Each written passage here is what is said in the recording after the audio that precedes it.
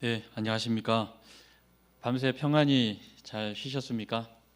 네, 아무쪼록 안식의 시간 주님께서 주시는 참된 평안의 기쁨을 맛보시는 우리 성도 여러분들 되시기를 간절히 바랍니다. 저는 어제에 이어서 쉼의 큰 주제를 가지고 오늘도 말씀을 드리도록 하겠습니다. 우리 사회자 장로님께서 말씀하셨듯이 오늘 주제의 말씀은 똑똑한 사람들의 멍청한 선택이라는 말씀 제목입니다. 빌립보서 4장 6절로 7절에 있는 말씀을 먼저 봉독해 드리겠습니다. 아무것도 염려하지 말고 다만 모든 일에 기도와 간구로 너희 구할 것을 감사함으로 하나님께 아뢰라. 그리하면 모든 지각에 뛰어난 하나님의 평강이 그리스도 예수 안에서 너희 마음과 생각을 지키시리라. 오늘 드리고자 하는 말씀의 주제는 사실은 한 책에서 가져온 것입니다. 그 책 제목이 똑똑한 사람들의 멍청한 선택이라는 그런 책입니다. 1990년대에 코카콜라의 CEO였던 더글라스 아이베스터라는 사람 때문에 나온 책이기도 합니다. 이 책을 쓴 사람은 리처드 탈러라고 하는 사람인데요. 지금은 전 미국 경제학회의 회장을 맡기도 하는 아주 유능한 학자이기도 합니다. 이분이 이 책을 쓰게 된 동기는 이렇습니다. 지금 이게 넘어가고 있나요? 예.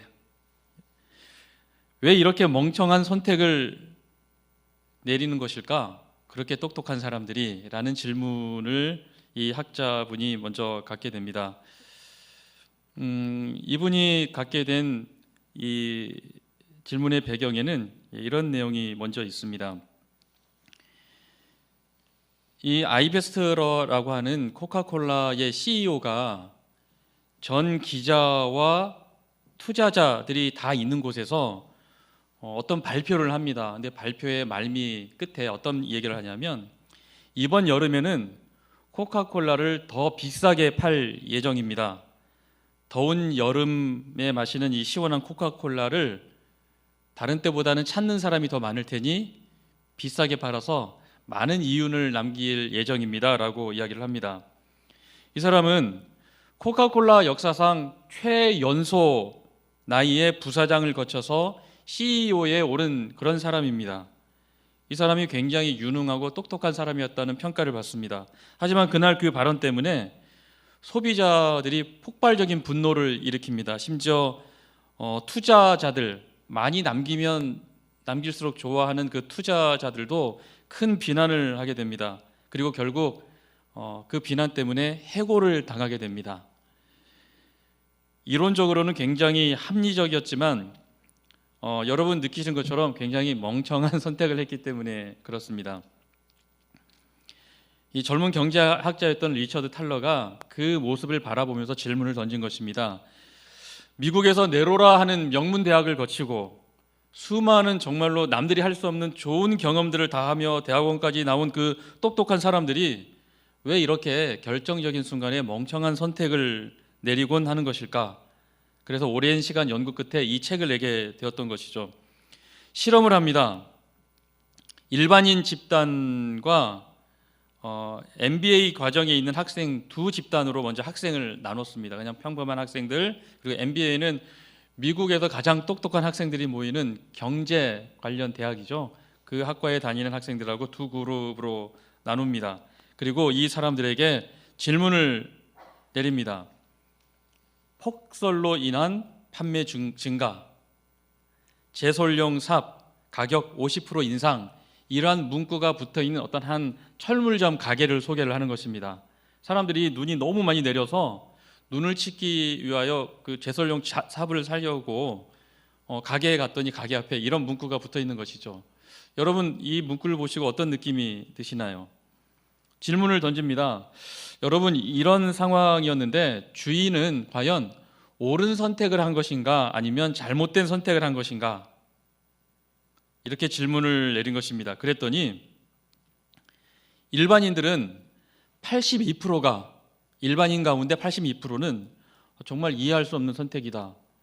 지금 온 세상이 난리가 났는데 비싸게 받으려고 하는 것인가? 라고 대답을 했다고 합니다. 그런데 놀랍게도 MBA 과정에 있는 그 똑똑한 젊은 친구들은 76%가 충분히 이해가 가는 행동이다라고 대답을 했다고 하는 것입니다.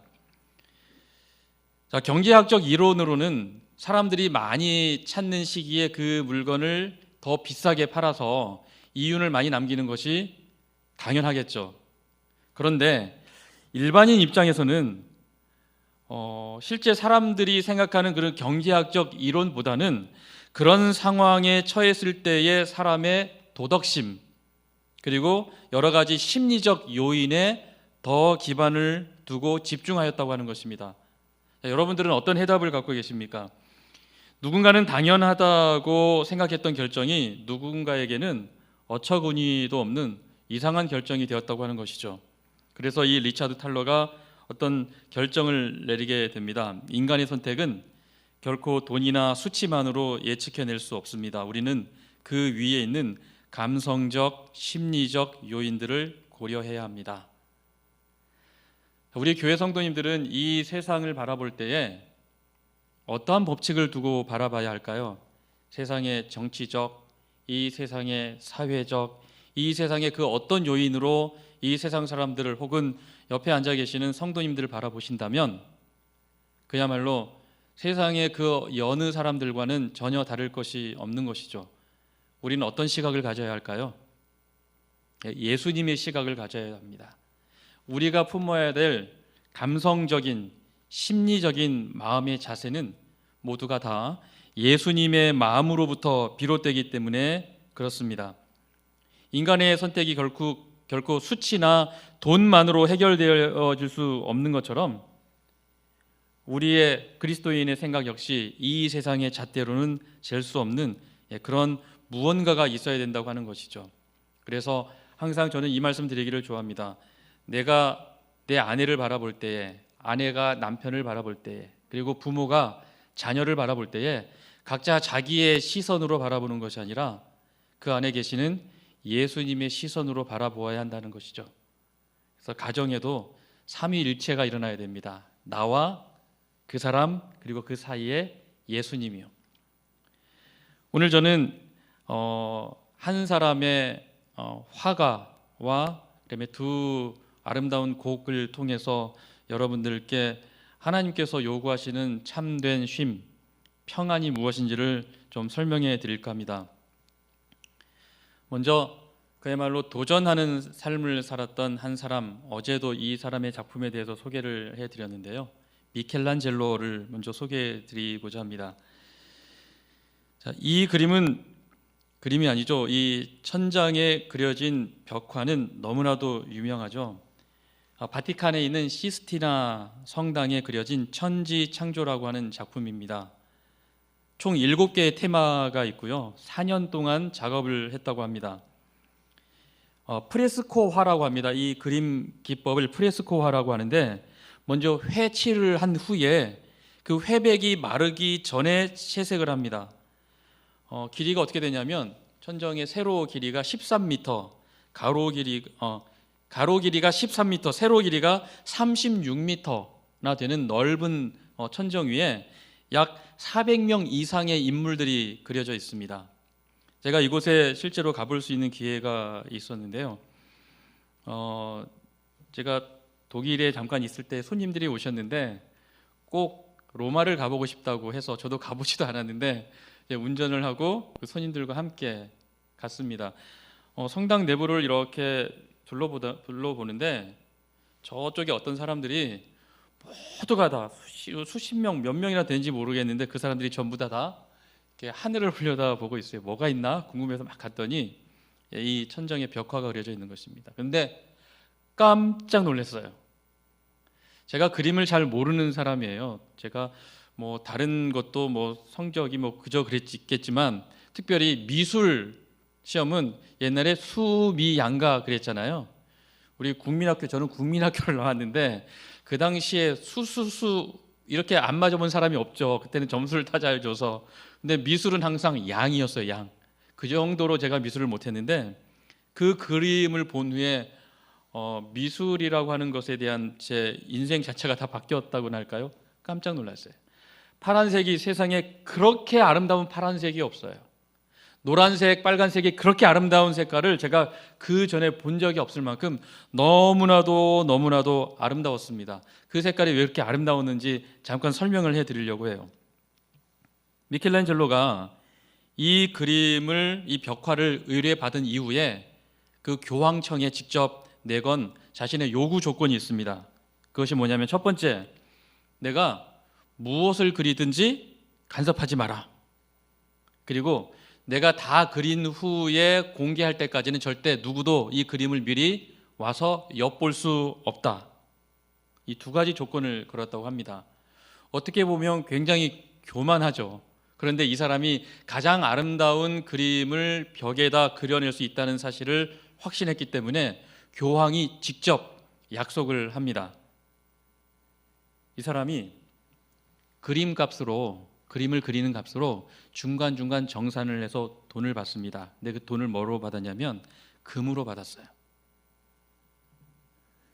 그 교황 밑에는 의전장이 있었어요. 의전을 맡는 그 의전장인 이 신부님이시죠. 이분도. 이 사람의 이름이 비아조 다 체세나라는 사람이에요. 이 사람은 미켈란젤로에 대해서 굉장히 안 좋은 감정을 갖고 있었습니다. 어떻게 해서든지 흠을 잡아서 그림을 못 그리게 하려는 그런 마음이 좀 있었어요. 뭐 좀 엿보려고도 노력을 하고 쉴 새 없이 미켈란젤로에 대해서 안 좋은 소문을 퍼뜨리고 다닙니다.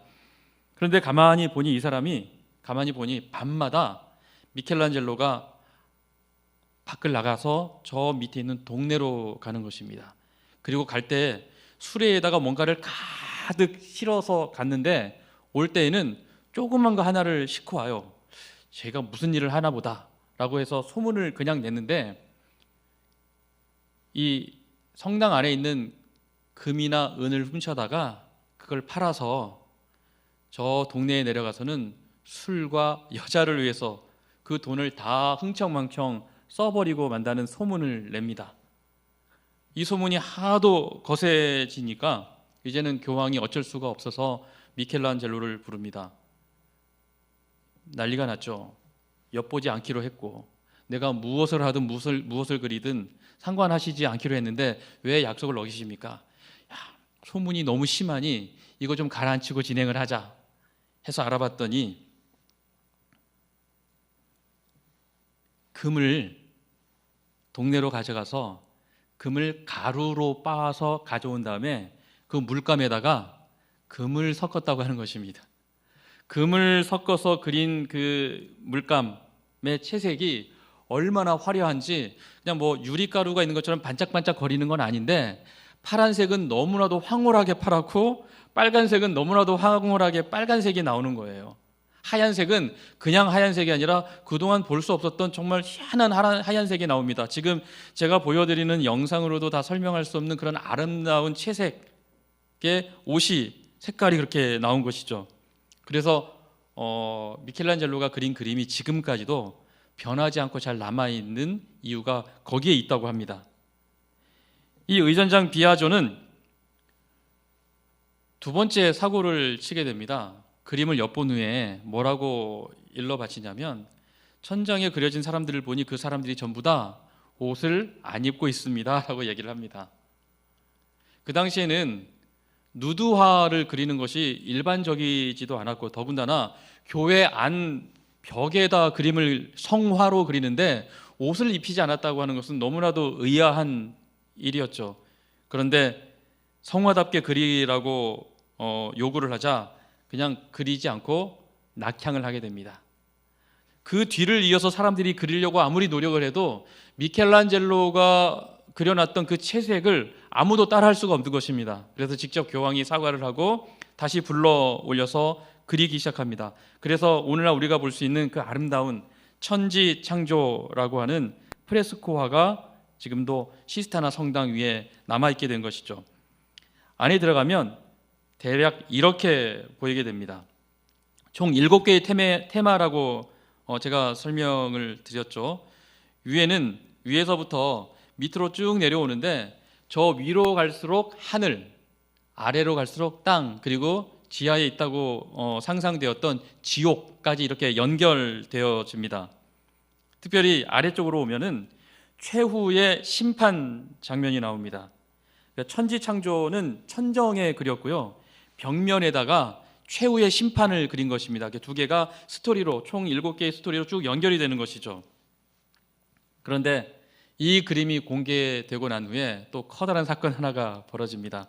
사람들이 황홀하게 정말 그 천정과 벽에 있는 그림을 바라보던 중에 이 최후의 심판, 너무나 악행을 많이 저질러서 이제는 저주를 받고 지옥에 가게 된 여러 사람들의 그림이 있는데, 그 사람들의 그림 얼굴 보면 전부 다 흉측합니다. 막 괴롭고 힘드니까, 그리고 막 죄를 많이 지어서 얼굴이 얼마나 일그러졌는지 그냥 막 그렇게 돼 있어요. 그런데 놀랍게도 그렇게 그려진 악인들 얼굴 가운데 한 명이 바로 그 의전장 얼굴이에요. 이 의전장이 그 얼굴을 보고 깜짝 놀랐어요. 이렇게 아름다운 얼굴, 이 아름다운 벽화의 끝에 가장 악하고 추한 모습이 자기 얼굴이라는 사실을 알게 되고 충격을 받게 되었고, 그 소문이 거기에 쫙 다 퍼지게 되었죠. 큰일 났습니다. 이제 이 그림이 10년이 아니라 100년, 200년, 1000년 남을 텐데 아주 영원히 예수님 오시기까지 자기 얼굴이 악인의 얼굴로 그려져야 된다는 생각을 하게 된 이 사람이 이제는 찾아가서 사정을 합니다. 제발 저 지옥의 얼굴에서 나를 지워달라고. 그리고 교황에게 찾아가서 저는 이럴 수 없습니다. 제발 제 이름을 얼굴을 바꿔주십시오라고 얘기를 했는데 아마 들어지지 않았던 것 같습니다. 지금도 그 얼굴이 남아있는 것이죠. 이 미켈란젤로는 매일 천정을 올려다보면서 그림을 그리는 바람에 관절염이 오고 목에 디스크가 왔습니다. 그리고 안료가 눈에 떨어지면서 눈병에도 시달리게 되었다고 합니다. 이 아름다운 그림을 벽화로 남겼던 미켈란젤로는 정말 도전하는 정신이 풍성했기 때문에 그렇게 모든 어려움을 이겨내고 그림을 무사히 그리지 않았을까 하는 생각에서 다시 한번 말씀을 드려보는 것입니다. 살아가는데 우리가 얼마나 힘들고 어려운가요? 아까 우리 목사님께서 교과 공부를 하실 때에도 잠깐 말씀을 하셨는데, 세상의 정치가 너무 복잡하죠. 사회가 너무 복잡하죠. 예전에는 다 그냥 그렇고 그런 나 같은 사람들이었는데 밖을 내다보면 아주 극우 아니면 극좌, 아주 나쁘든지 착하든지 중간이 없어요. 선하든지 악하든지 그대로 되라라는 성경 말씀이 벌써 이루어지나? 라고 생각되는 것처럼 정말 극과 극을 달리는 사람들이 너무 많습니다.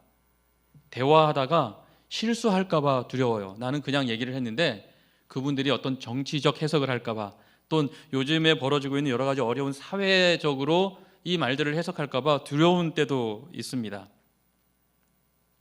경제적으로 얼마나 힘들고 어려운가요? 여러분 다 예상하시는 것처럼 조금 있으면 3단계 플러스 알파 이렇게 되면 사업을 하고 직장에 다니는 우리 성도님들도 어떻게 살아가셔야 할지 정말 앞이 캄캄하기도 합니다. 어린 자녀를 둔 우리 부모님들이 그 아이들을 이런 난국에서 어떻게 잘 구해내며 키워야 하는지도 정말 어렵게 되는 것입니다. 이럴 때 필요한 것이 그리스도인의 도전 정신이 아닐까 생각을 해보는 것입니다. 여러분, 우리의 뒤에서 묵묵히 뒷바라지 해주시며 우리의 나아갈 길을 미리 예비해 두신 하나님을 영적인 눈으로, 믿음의 눈으로 바라보시게 되기를 간절히 바랍니다. 하나님께서 우리의 주인 되시고 우리 삶의 주체가 되신다는 사실을 결코 잊지 않게 되시기를 간절히 바랍니다. 여기 한 음악을 소개해 드리겠습니다. 할렐루야라고 하는 음악인데요. 이 할렐루야는 핸델이 지은 그 할렐루야가 아니고요. 다른 사람이 지은 할렐루야입니다. 이 음악을 먼저 제가 좀 소개를 해드릴게요. 제가 너무나도 힘들고 막 가슴 아프고 막 미어지고, 이 하나님을 도대체 좌를 봐도 아니 계시고 우를 봐도 아니 계시고 앞에도 안 계신 것 같고 뒤에도 안 계신 것 같고 너무나 이 가슴이 아플 때 저희 집사람하고 저기 한 카페에 가서 앉아서 차를 이렇게 마시고 있었어요. 차를 마시면서 그 카페 바로 맞은편에 바다가 있어서, 제가 살던 동네에 바다가 있어서 바다를 쭉 보면서 둘이서 이렇게 보면서 막 기도도 하다가 그러다가 이렇게 앉아 있다가 뭐 이렇게 이야기를 하고 있는데 갑자기 스피커에서 그 카페 스피커에서 굉장히 아름다운 음악 소리가 들렸어요. 그래서 이런 처음 들어보는 노래였고 그 멜로디가 너무 예뻐서 그 나올 때 카페에 일하시는 분께 물어봐서 이게 누구의 음악이냐고 그랬더니 잘 모르겠고 그냥 크리스마스 캐롤 음반이래요. 근데 그날 밤에 와서 찾았어요. 그 음반을 찾고 노래를 듣는데 얼마나 노래가 화음이 멋있고 아름다운지, 아카펠라로 원래 불러진 노래인데 얼마나 아름다운지 제가 그 음악에 푹 빠졌어요. 근데 제가 영어를 잘 못하는데 영어를 들어보니까 영어가 해석이 안 돼요. 너무 어려워요. 그래서 막 받아 적긴 했는데 이게 무슨 말인지 직역을 하게 되면 도대체 번역이 잘 안 될 정도로 어려운 영어들이었어요. 제게는 굉장히 어려운 영어들이었습니다. 그래서 너무 감동을 받아서 잠이 안 와요. 막 가슴이 떨리고 너무 좋아서 하나님이 막 계신 것 같고 하나님이 지금 나를 막 꼭 껴안아 주시는 것 같은 느낌이 들어서 그날 밤에 막 그 들려오는 노래를 들으면서 악보를 막 옮겨 적었어요. 막 그림을 그린 다음에 그다음에 영어 가사를 적어놓은 걸 보면서 우리 한국에 맞게 번역을 좀 했어요. 의역이라고 하죠. 직역 안 하고 의역을 막 한 다음에 악보를 하나 짠 하고 완성을 했어요. 그리고 저희 둘째 아이가 그때 동해 36 고등학교, 동해에 살았으니까요. 제가 동해 36 고등학교 2학년인가 그랬을 거예요. 그때 그 친구들하고 노래를 하는 팀이 있었는데 디모테오라고 하는 팀이 있었는데 그 팀에게 이 노래를 주면서 니네 한번 불러봐라 라고 해서 이 아이들이 열심히 노래해서 가사까지 다 외우고 해서 이것이 멋지서 소문이 났나 봐요. 그래서 여기 미디어 센터에 있는 CC 스토리 거기 와서 그걸 찍고 싶다고 그래서 이 아이들 찍고 녹음해서 그 음악을 하나 남기게 되었습니다. 2개를 남겼는데 하나는 제가 오후에 들려드리려고요. 그 중에 하나가 있는데 이 고등학생들입니다. 지금은 다 자라서 대학교 지금 3학년 나이가 됐는데 벌써 5년 전이네요. 5년 전에 이 아이들이 학교 다닐 때 불렀던 이 음악을 한번 들어보시기 바랍니다. 듣기 전에 또 하나 설명을 해드릴게요. 가사가 어떤 거냐면 다윗이 가나안 족속 헷 사람 우리아의 아내를 잘못 만나게 됩니다. 성경을 이 점에 대해서 분명히 언급을 합니다. 위력에 의한 간음, 미필적 고의에 의한 살인. 성경에서 명확히 금한 죄를 한꺼번에 다 짓게 됩니다. 밧세바가 목욕을 했잖아요. 목욕을 했는데 많은 학자들이 이야기합니다. 그 목욕 이유가 정결 의식을 한 거예요. 뭐 여성이나 뭐 이런 어떤 그 불결한 일을 경험을 하게 되면 그 다음에 목욕을 한 이후에야 성소에 들어갈 수 있는 정결 의식을 하던 때였을 것이다. 그런데 밧세바도 문제가 조금은 있다. 다윗에게는 더 큰 문제가 있었다라고 흔히들 우리가 그렇게 알고 있습니다. 어쨌든 그 결과 간음을 하게 되고 살인까지 저지르게 됩니다. 그리고 그 밧세바의 뱃속에는 아이가 생겨나게 됩니다.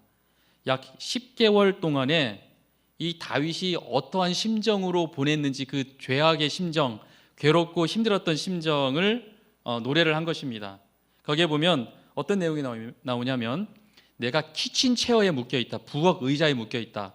영화로웠던 머리가 다 잘리고 면류관도 다 벗어던지고 내가 화려하게 아름다운 노래로 주님을 찬양하던 그 사람이 부엌 의자에 묶여가지고 아무 일도 못하고 아무 찬양도 못 드리고 그냥 죄인으로서 고개만 숙이고 있었다. 그런 내용이에요. 다윗이 10달 동안 얼마나 힘들고 괴롭게 살았는지 그 심정을 말하는 것입니다. 그리고 나중에 나단을 통하여 그 죄 지적을 받게 되고 펑펑 울면서 회개를 하죠. 결국 그 뱃속에 있었던 아이는 죽게 되고 그러면서 죄의 용서를 받은 이후에 다윗의 심정까지 그 짤막한 약 1년 동안의 이야기를 이 노래 속에 담아낸 것입니다. 일단 노래 한번 들어보시겠습니다.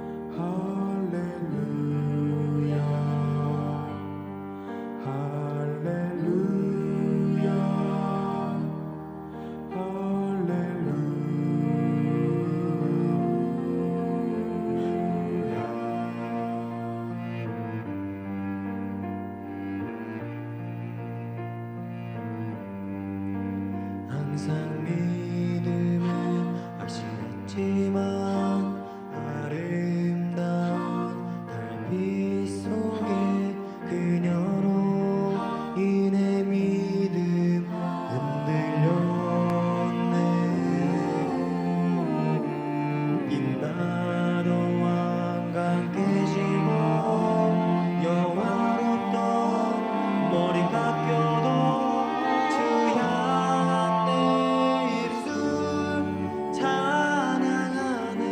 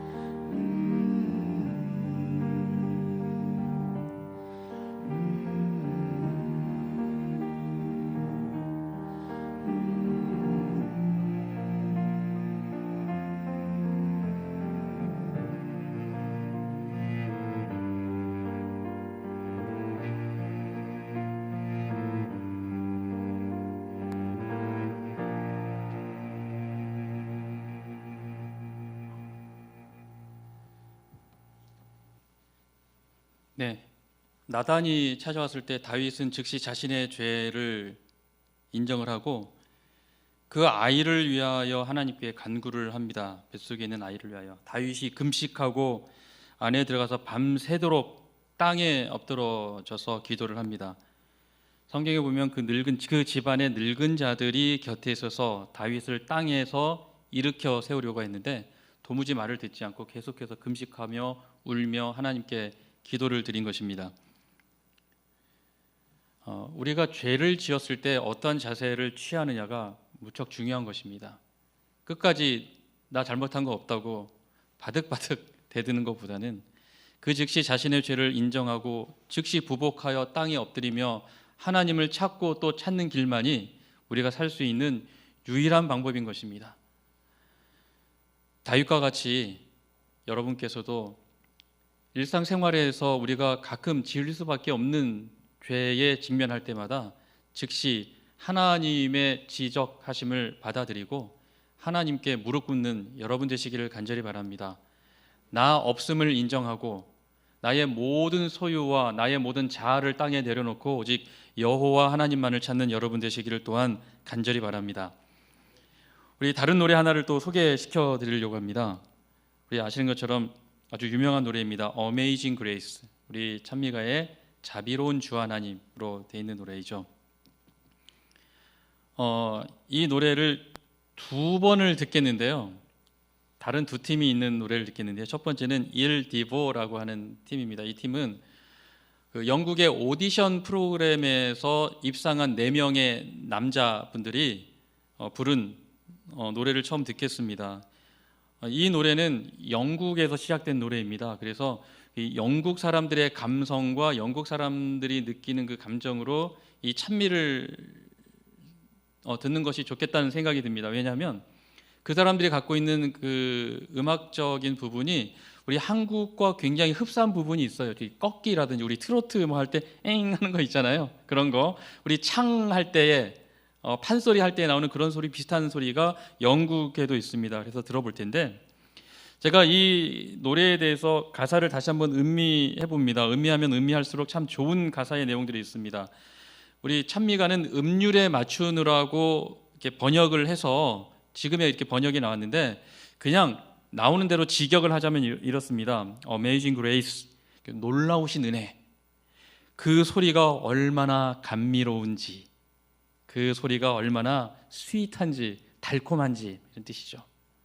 그 은혜가 나와 같은 비참한 사람을 구하셨네.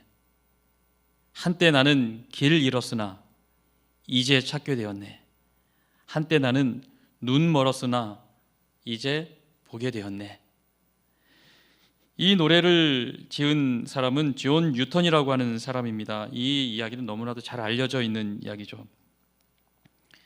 아일랜드 혹은 스코틀랜드 민요에 붙여졌다고 하는 이 노래의 가사를 사실은 존 뉴턴이 자신이 살아온 지난 삶을 되돌아보면서 지었다는 이야기가 있습니다. 이 사람은 1725년에 태어난 사람인데요. 아버지는 상선 선원이었어요. 뱃사람이었습니다.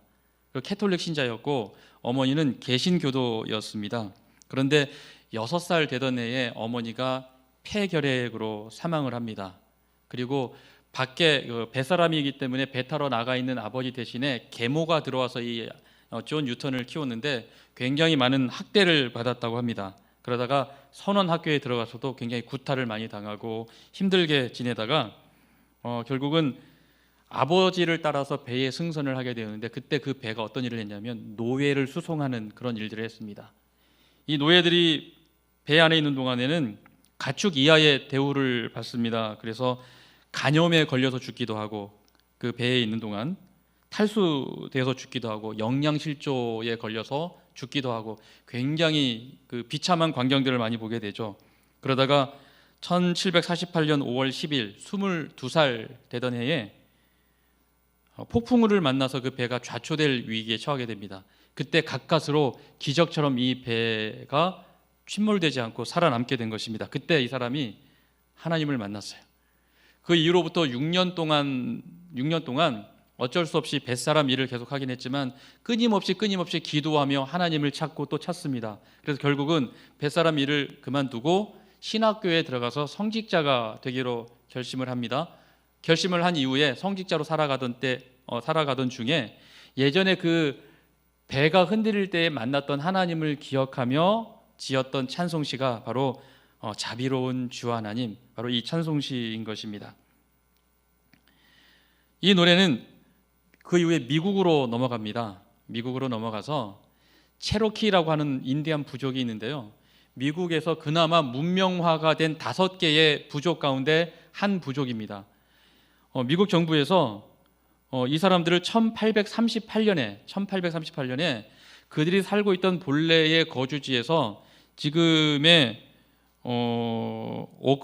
오클라호마라고 하는 그 주로 강제 이주를 시킵니다. 전 부족을 다 강제 이주를 시키는데 약 15,000명이었던 이 체로키족 사람들이 이주를 하는 동안 굶주림과 추위 때문에 약 4,000명 가량이 사망을 하게 됩니다. 굉장히 혹독한 시련을 거치면서 이주를 하게 된 것이죠. 그때 이 사람들이 불렀던 노래가 바로 Amazing Grace라고 하는 이 찬미입니다. 이 찬미를 부르면서 힘들고 어려웠던 고난을 다 이겨냈다고 합니다.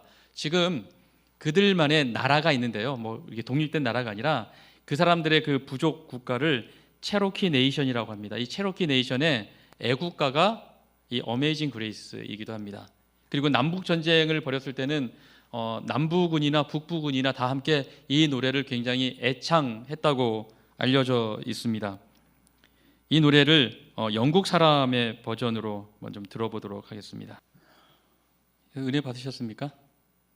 네, 제가 좋아하는 음악이고 이 음악을 이렇게 멋있게 연주한 것이 또 있을까 생각되시겠지만 또 있습니다. 하나 더 들려드릴게요. 시간이 거의 다 됐는데 하나 더 들려드리겠습니다. 여러분 국악 좋아하십니까? 근데 국악이 지금 우리 이 세상에서 세계적으로 굉장히 많이 뜨고 있어요. 사람들이 그동안 접하지 못했는데 유튜브라든지 여러 가지 미디어 매체를 통해서 우리나라 음악을 들은 사람들의 호평과 아주 그런 칭찬이 굉장히 많이 이어지고 있습니다. 지금 들려드릴 것은 역시 어메이징 그레이스인데요. 세계 군악제에서 우리나라 대표로 대한민국 취타대, 그러니까 국악으로 하는 그 군악대가 참여를 합니다. 그리고 전 세계 군악대가 다 모여서 악기와 합창으로 이 어메이징 그레이스를 연주를 합니다. 11년 전 얘기입니다. 연주를 하는데 거기에 멜로디를 우리나라의 태평소로 멜로디를 하는데 총 8대의 태평소가 등장을 하는데 이 8대의 태평소가 나머지 수백 명의 목소리를 압도합니다. 이 소리가 얼마나 크고 우렁찬지 지금 이 영상이 오래됐음에도 불구하고 굉장히 최근에 2020년 들어서 또 인기가 굉장히 좋아져서 조회수가 엄청나게 늘어나고 있다고 합니다. 이 음악을 들려드리겠습니다.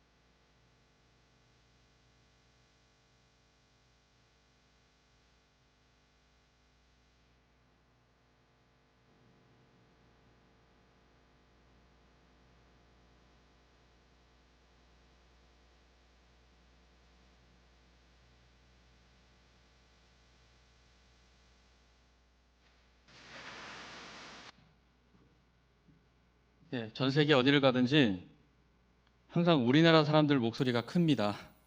미국에 가도 유럽에 가도 동남아에 가도 어디를 가도 우리나라 사람들 밥 먹을 때 굉장히 시끄럽게 외국에 가면 알게 되죠. 우리끼리는 잘 모르는데 다들 조용히 이렇게 얘기하면서 살짝 얘기하면서 밥을 먹는데 우리는 여기 물 가져와, 여기 뭐 김치 더 가져와, 그래서 큰 소리로 식사를 하죠. 노래를 얼마나 잘하는지 우리나라 가수들이 1등이고요. 여기 군악제를 가도 우리나라 군인들이 노래를 하면 다른 세계 군악대 군인들이 깜짝깜짝 놀란대요. 우리는 막 서울대 다니던 친구들, 뭐 유학 갔다 온 친구들이 더 이 군악대에 들어가서 노래하고 악기 연주하고 하잖아요. 전 세계 수준하고 좀 다른 것입니다. 하늘나라에 가면 우리가 이 어메이징 그레이스라는 노래를 다 함께 또 부르지 않을까요? 그때 세계에서 어느 나라 사람 목소리가 제일 크게 들릴까요? 구원받은 사람들 중에서 여러분 목소리가 제일 크게 들리지 않을까요? 악기 연주를 해도 제일 잘하실 것 같고요. 노래를 해도 가장 큰 소리로 제일 멋있게 가장 잘 부르실 것만 같습니다.